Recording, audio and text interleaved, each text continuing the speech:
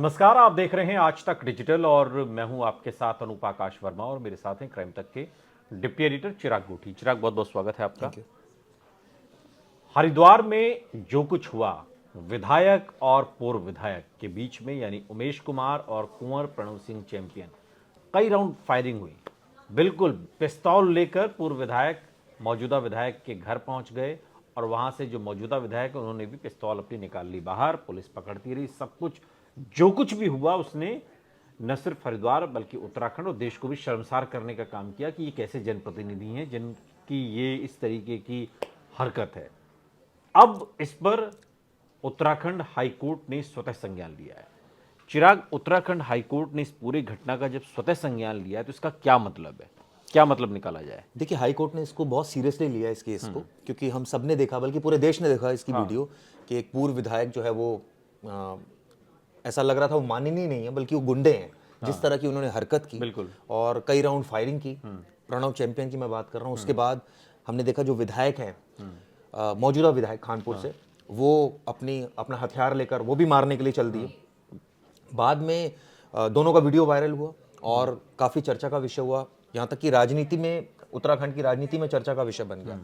लेकिन अब high court ने इसमें स्वतः संज्ञान लिया, यानी कि कॉग्निजेंस लिया है। और ये एसएसपी जो हरिद्वार हैं, प्रमेंद्र डोभाल, और जो प्रशासन है, उन दोनों को ही निर्देश दिया है कि इसमें सख्त कार्रवाई हो। इसमें लाइसेंस उनके सीज कर लिए गए हैं और हथियार भी सीज कर लिए गए हैं। इसमें आने वाले वक्त में चूंकि देखिए जो ऑफेंस बनता है वो एक पूर्व विधायक आ रहे हैं और वो गोलियां चला रहे हैं, तो सीधा सीधा किसी को मारने के मकसद से आ रहे हैं। मारने का ही मकसद है, इसमें तो और कोई मकसद है नहीं। तो ये एक सेक्शन उन पर ऑब्वियसली लगेगा। लेकिन उमेश कुमार की जहाँ तक बात है, वो हमने देखा कि उन्होंने फायरिंग नहीं की, लेकिन वो हथियार उन्होंने लहराया पब्लिकली। तो ऑब्वियसली ये भी ऑफेंस है कि आप इस तरह से हथियार का, आपको हथियार इसलिए नहीं दिया गया, इसका आपने बेजा इस्तेमाल किया हथियार का, आपको अपनी सुरक्षा के लिए हथियार दिया गया है। और इस पर स्वतः संज्ञान लिया है हाईकोर्ट ने। अब देखते हैं हाईकोर्ट क्या इस पर आगे दिशा निर्देश देती है क्या, क्योंकि इसकी जांच तो ऑलरेडी पुलिस भी कर रही है एक लेवल पर। और पुलिस ने, मुझे लगता है, इसमें अच्छा काम किया है, क्योंकि शुरुआत में बेशक इसमें त्वरित कार्रवाई नहीं हुई, लेकिन उसके बाद एकदम पुलिस ने दोनों आरोपियों को गिरफ्तार किया। और उमेश कुमार को तो बेल मिल गई, क्योंकि उनका ऑफेंस इतना संगीन नहीं था जितना संगीन प्रणव चैंपियन का था, जिन्होंने गोलियां चलाई। तो उनको जेल भेज दिया गया है। लेकिन ऐसी घटना दोबारा ना हो और जो विधायक हैं वो अपनी मर्यादा का ध्यान रखें कि वो विधायक हैं। क्योंकि उत्तराखंड हाईकोर्ट ने रुड़की में जो निर्दलीय विधायक उमेश कुमार और पूर्व विधायक कुंवर प्रणव सिंह चैंपियन के बीच हुई गोलीबारी और गाली गलौची घटना का स्वतः संज्ञान लेते हुए जिलाधिकारी और वरिष्ठ पुलिस अधीक्षक हरिद्वार से आरोपियों के खिलाफ सख्त कार्रवाई करने के तो निर्देश दिए, जिसका जिक्र भी चिराग ने किया। हाईकोर्ट ने कहा कि देवभूमि में बाहुबली प्रदर्शन शर्मनाक है और अक्षम्य है। ये टिप्पणी हाईकोर्ट की है। वर्तमान विधायक और पूर्व विधायक के बीच सरेआम हुई ताबड़तोड़ गोलीबारी, गाली गलौच ऐसी की हद है। ये जनप्रतिनिधि, मतलब सुन के शर्म आ जाए। उनके वीडियो राष्ट्रीय न्यूज चैनलों, समाचार पत्रों की सुर्खियां बनने से उत्तराखंड की छवि खराब होने से चिंतित हाईकोर्ट ने के अवकालीन न्यायाधीश न्यायमूर्ति राकेश थपलियाल की खंडपीठ ने स्वतः संज्ञान लिया इस पूरी घटना का। मंगलवार की सुबह घटना का संज्ञान लेते हुए हाईकोर्ट ने सुप्रीम कोर्ट द्वारा अश्विनी कुमार उपाध्याय बनाम यूनियन ऑफ इंडिया में पारित आदेशों का पालन न होने पर चिंता व्यक्त की और इस आदेश में राजनीति का अपराधीकरण रोकने के निर्देश जारी किए। ये तमाम चीज़ें हैं। इसके अलावा जिलाधिकारी ने जानकारी दी कि दोनों के शस्त्र लाइसेंस रद्द कर दिए गए हैं और उनको दी गई सुरक्षा को हटाने के लिए सरकार समीक्षा कर रही है। वर्तमान बताया गया है कि दोनों के खिलाफ विभिन्न न्यायालयों में 19 मुकदमे लंबित हैं। बताइए। तो ये कोई दोनों ही विधायक अपने स्तर पर, अब उमेश कुमार का तो इतिहास सभी जानते हैं भाई, उन्होंने हरीश रावत का स्टिंग ऑपरेशन किया, सरकार भी गिर गई वो, और फिर वो उधर त्रिवेंद्र सिंह रावत का भी उन्होंने स्टिंग ऑपरेशन किया। इन पर आरोप है कि पश्चिम बंगाल में भी कुछ लोगों का इन्होंने स्टिंग ऑपरेशन किया था। तो एक तरीके से ब्लैकमेल पत्रकार के तौर पर इनकी अपनी एक छवि रही, ऐसे आरोप इन पर लगते रहे लगातार। दूसरी तरफ कुंवर प्रणव सिंह चैंपियन है। आपको याद होगा, तकरीबन मेरा ख्याल है 2016 में एक वीडियो सामने आया था जिसमें ये एक पिस्तौल इनके मुंह में थी, एक पिस्तौल इनके इस हाथ में, एक पिस्तौल इनके इस हाथ में।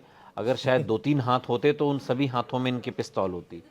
ये इस तरीके के वीडियो, और बड़ा ही शौर्य, इस पर बहुत गर्व महसूस कर रहे थे ये सब करते हुए। दोनों के जो इतिहास रहा है वो मैंने आपको बताया। नेता होने के लिए या नेता बनने के बाद हम तो और भी नेताओं को देखते हैं ना, कि भले वो अंदर से कैसे, उनकी पृष्ठभूमि कैसी रही हो, आपराधिक भी कई होते हैं, लेकिन कम से कम वो उसका महिमा मंडन तो नहीं करते जितने चुनाव में, राजनीति में आने के बाद। तो इनकी क्या बुद्धि में कुछ दिक्कत है, मतलब समझ में नहीं आई समस्या क्या है। आपने एक फैक्ट बताया इसमें कि 19-19 19 मुकदमे हैं, बताइए। तो ये तो क्लियर कट है कि ये कोई साधारण आदमी तो नहीं है। नहीं, मैं ये कह रहा हूं कि आपको रोक रहा हूं, मैं ये कह रहा हूं कि मुकदमे औरों पर भी हैं। अभी जैसे दिल्ली में चुनाव हो रहा है, तो इसमें भी बहुत सारे कैंडिडेट हैं जिन पे मुकदमे, संगीन मामले भी हैं, लेकिन वो लोग अपने उस क्राइम का महिमा मंडन तो नहीं करते कि पिस्तौल लेके निकल गए, अरे निकल तो बाहर, गाली गलौच हो रही है, नाच रहे हैं बंदूक लेकर। मैं इस साइकोलॉजी पर आना चाहता हूँ, मैं दोनों ही इसे बातें समझना चाह रहा मैं हूँ। दोनों ही बातें आपसे करूंगा। पहले तो 19 मुकदमे किसी पर भी ऐसे नहीं दर्ज होते। हाँ। अगर एक मुकदमा मुझे याद है दिल्ली में उमेश कुमार पर दर्ज है बलात्कार का। इसके अलावा जो आपने बोला कि स्टिंग ऑपरेशन करने के माहिर हैं, देखिए स्टिंग ऑपरेशन करना कोई अपराध नहीं है, अपराध नहीं, Until and लेकिन unless- उन पर आरोप लगे ब्लैकमेलिंग के। हाँ ठीक है, वो आरोप लगे, मैं उन पर उस पर जब तक ऑन रिकॉर्ड अगर कोई ऐसी चीज हो तो अलग बात है। प्रॉपर्टी डीलर थे, एक चैनल के मालिक बने, उसके बाद अचानक जो है वो अचानक से संपत्ति भी बढ़ी, बढ़ी। अब वो अचानक से बढ़ी, कैसे बढ़ी, इन्होंने अपनी डिक्लेयर्ड जो संपत्ति वो करी, वो 50 करोड़ के के आसपास की। और ऑब्वियसली अगर ज्यादा होगी तो इनकम टैक्स को देखना चाहिए इस पर, वो अपने आप इसकी इन्वेस्टिगेशन करेगा नहीं करेगा हमें नहीं पता। ठीक है। लेकिन इतना मैं आपको बता दूं, इस केस में जो 19-19 मुकदमे वाली आपने बात की, पहले उस पर आता हूं। ये देखना होगा कि 19 मुकदमे किस तरह के इनके ऊपर है। क्या ये पॉलिटिकल मुकदमे हैं, जैसे कोई प्रोटेस्ट वगैरह के टाइम पर होते हैं, कई सारे ऐसे मुकदमे भी होते हैं जो जिनको संगीन धारा नहीं है। लेकिन अगर मुकदमे संगीन है, जैसे एक रेप का केस है इनके ऊपर, तो ये तो कोई ऐसा मुकदमा नहीं है कि ये पॉलिटिकल मोटिवेटेड हो, काइंड ऑफ। दूसरी बात इसमें, दूसरी जो आपने बात कही महिमा मंडन वाली, जो आपने कही कि ये लोग, ये तो एक अजीब सी साइकोलॉजी है कि आपने, अगर मैं कुंवर चैंपियन की बात करूं, कि ये तो इसे बेवकूफ़ी कहेंगे इसको। और ये बेवकूफ़ी किस दिन हो रही है, जब सारा देश गणतंत्र मना रहा है, तो यहाँ दो लोग गणतंत्र मना रहे हैं। अब सोचिए, अब तो वो अब अलग मतलब अलग, वो भी लोकलाज नहीं बची है।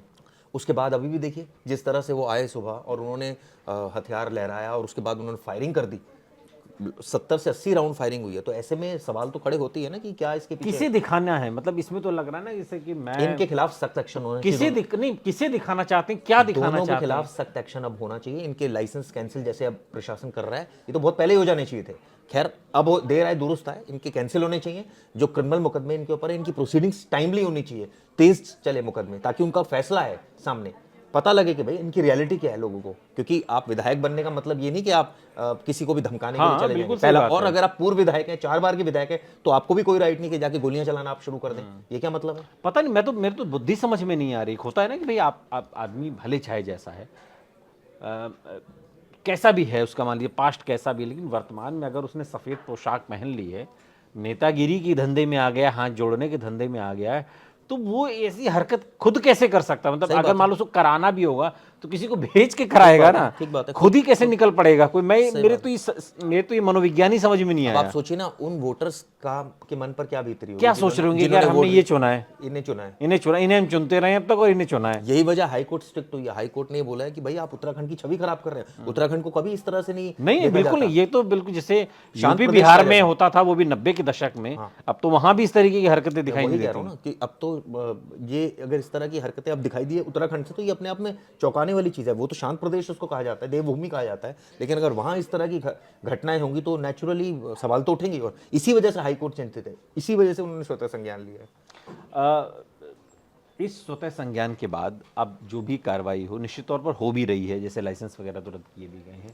क्या उम्मीद की जाए कि दोनों नेता कुछ सबक लेंगे, कम से कम सामाजिक जीवन में, निजी जीवन में भले चाहे जैसे रहे? भविष्यवाणी नहीं कर सकता, पहली बात। दूसरी बात, फांसी पर नहीं लटका सकते। अगर किसी ने जितना जुर्म किया उसको उतनी सजा मिलेगी, सिंपल सी बात है। और इस केस में भी अगर उन्होंने अगर फायरिंग किया तो नेचुरली जो सेक्शंस बनते हैं एज पर लॉ वो लगने चाहिए।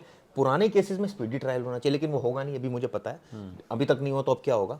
खैर, अब कुल मिलाकर यह है कि इनके लाइसेंस कैंसिल हो और आगे जनता ही सोचेगी जो जनता ही सोचेगी। दरअसल इस न्यायालय में तो जो होगा सो होगा, लेकिन अंततोगत्वा दोनों को जाना उसी जनता की अदालत में है जब चुनाव आएगा, और चुनाव आएगा तो जनता समझ लेगी उसे क्या चाहिए।